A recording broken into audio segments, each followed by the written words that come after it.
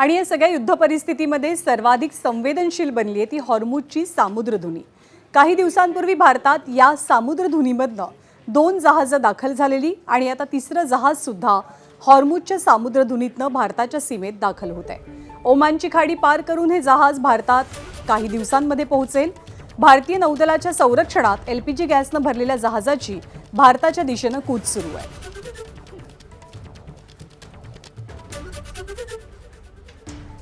पण या युद्धातनं कुणी मागे हटायला तयार नाहीये, कारण आता इराणनं इस्रायलवरचे हल्ले तीव्र केलेत। इराणनं इस्रायलमधील तेल अवीव शहरावरती क्लस्टर बॉम्बचा मारा केला। हा क्लस्टर बॉम्ब 100 किलोच्या 4 भागांमध्ये फुटला आणि तेल अवीवच्या नागरी वस्त्यांवरती इराणकडनं भीषण मारा करण्यात आलाय। क्लस्टर बॉम्बच्या स्फोटांमुळे तेल अवीवमध्ये मोठं नुकसान झालंय, मोठी हानी झाली आहे।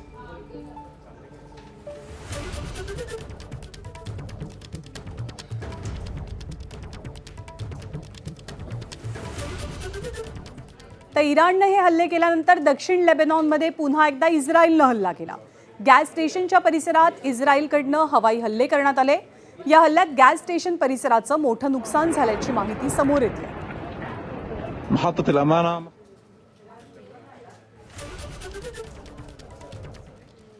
तर इराणकडनं इस्रायलवरती क्षेपणास्त्रांचा वर्षाव करण्यात आला। या क्षेपणास्त्रांमुळे उत्तर इराणमधल्या 180 ठिकाणी सायरन वाजले।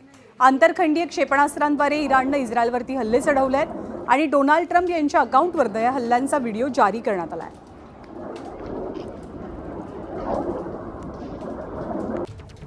आणि डोनाल्ड ट्रम्प एक प्रकारे युद्धविरामाची भाषा करू लागले, तरी सुद्धा इस्रायलची वेगळी भूमिका आहे, कारण इस्रायलची युद्धनीती ही अमेरिकेपेक्षा वेगळी असून इस्रायली सैन्य इराणवरती आपले हल्ले सुरूच ठेवणार असल्याचं इस्रायलचे पंतप्रधान बेंजामिन नेतन्याहू यांनी म्हटलंय। केवळ इराणच नाही तर हिजबुल्ला विरुद्धचं युद्ध सुद्धा सुरू राहील असं नेतन्याहूंनी ठामपणे सांगितलंय।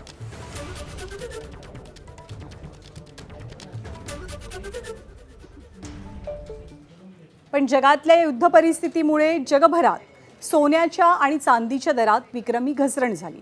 अशातच अमेरिकेचे राष्ट्राध्यक्ष डोनाल्ड ट्रम्प यांनी 5 दिवसांचा युद्धविराम घोषित केल्याच्या नंतर परिस्थिती सुधारत असतानाच इराणनं ट्रम्प यांचं विधान खोडून काढल्यामुळे पुन्हा एकदा सोन्या चांदीच्या दरात घसरण पाहायला मिळते। डोनाल्ड ट्रम्प आणि इराणमधील शाब्दिक युद्धात सोन्या आणि चांदीच्या दरात मात्र चढउतार सातत्यानं पाहायला मिळतात।